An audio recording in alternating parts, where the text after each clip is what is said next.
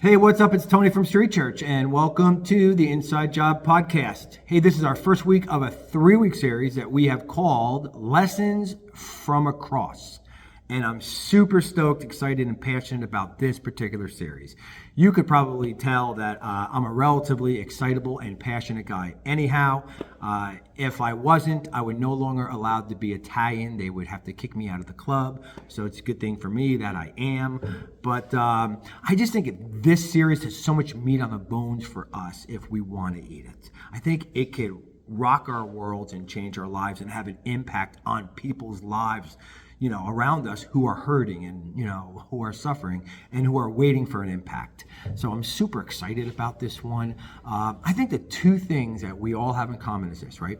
We all know people who are hurting, who are suffering, who are going through it. And the second thing is this: we too, likewise, hurt from time to time. We suffer. We swim in the middle of our own puddles of mud that we wouldn't wish on our worst enemies. But the catch is this: if we suffer well, I think it could impact people's lives tremendously, more than we would ever know.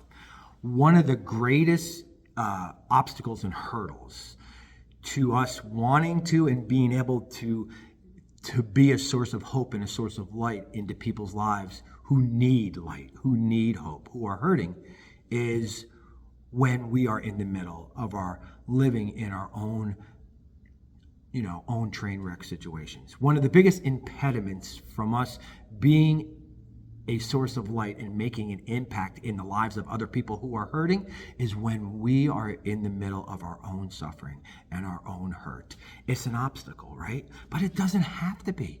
It could be quite the opposite if we allow it to be, right? One of the biggest lessons that we learn from Jesus hanging on the cross is this.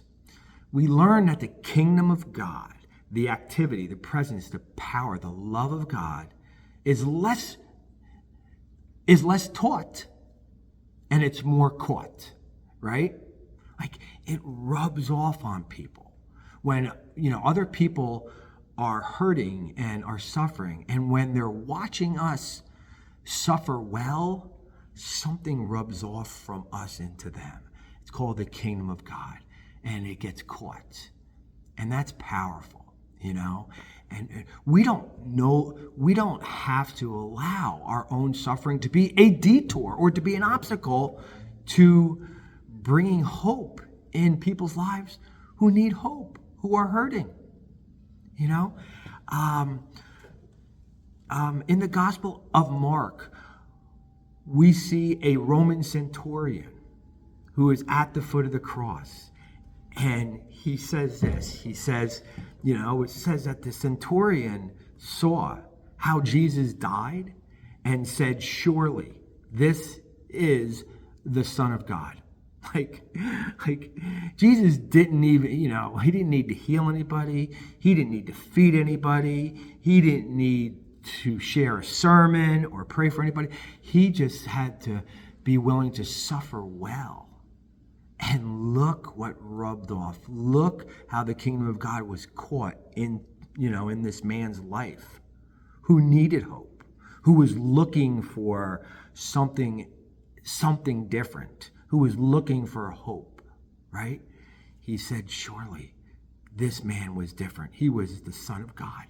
No one could suffer as well as he did and not be. The most famous example would probably be the thief on the cross. You have one thief on one side who's just chewing out Jesus, hurling insults at him. And then you have another thief who's just watching this whole scene go down, listening to this whole thing, and turns and says, "Jesus, remember me when you come into your kingdom." And, just from watching Jesus suffer well, it impacted this man's life for eternity.